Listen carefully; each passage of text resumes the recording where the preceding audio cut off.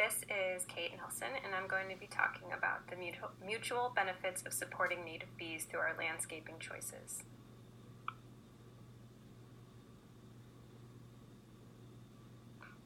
Throughout the world, there are more than 20,000 known species of native bees.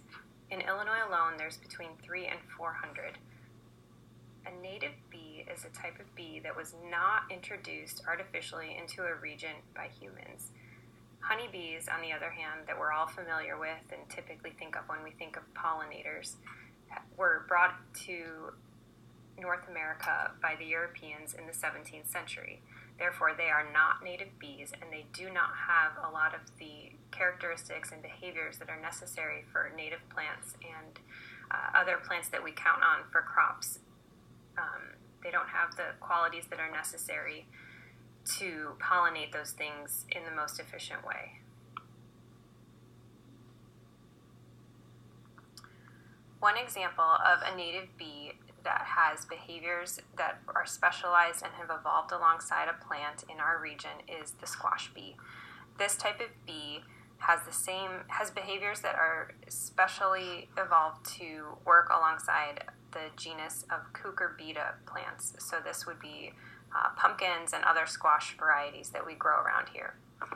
These bees have existed as long as those plants have, and they have behaviors that make them the perfect pollinator for squash plants. They wake up early in the morning, much earlier than other types of bees, and that coincides with the time that the flowers on squash plants open, and these flowers only bloom for one day and usually close by noon, and these bees are awake and pollinating for that entire time period and then go to sleep when the flowers close, sometimes even inside these flowers. These habits make it the perfect pollinator for squash plants. Another type of bee native to our region are bumblebees. They are really common. There's many kinds of them, but they have a special ability or a special behavior called buzz pollination that makes them also very efficient and one of the only types of bees that can pollinate some of our most loved crops like tomatoes, peppers, and blueberries. The bees go and they grab onto the plant like you see in this slide, and they vibrate their bodies in such a way that loosens the pollen and allows it to be transferred from flower to flower for very high yields of tomatoes. And other bees, like honeybees, can't do this. They don't have the right frequency of vibration. They don't have the right body type or anything like that. So without bumblebees, we wouldn't have some of the plants that we have grown to love and rely on for our crops. One of the ways that we as landscapers can assist these native bee populations in remaining healthy and strong is by planting things that feed the bees throughout all the seasons of the year. So in spring, plants like borage and violas. In the summer, coneflower and sunflower. And in the fall, asters and joe pye weed are all great examples that are beautiful, that contribute different colors and textures and shapes to our landscaping that we can enjoy, but also do a great job of helping the bees find food throughout the whole year.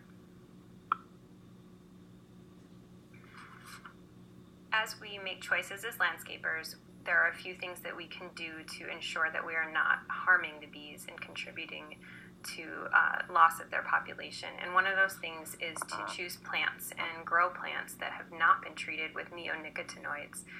As you can see in this slide, this plant was labeled that it was treated with it in order to get rid of aphids, whiteflies, beetles, and mealybugs. But it doesn't say that it also harms bees and butterflies and other beneficial insects that we all want in our gardens. So by choosing plants that are not labeled like this, that do not have this kind of treatment, we can help to make sure that we are not poisoning those bees. The other thing that we can do is to choose plants that have not been genetically modified, ones that don't have double blooms, ones that don't have unnatural colors that the bees can't see.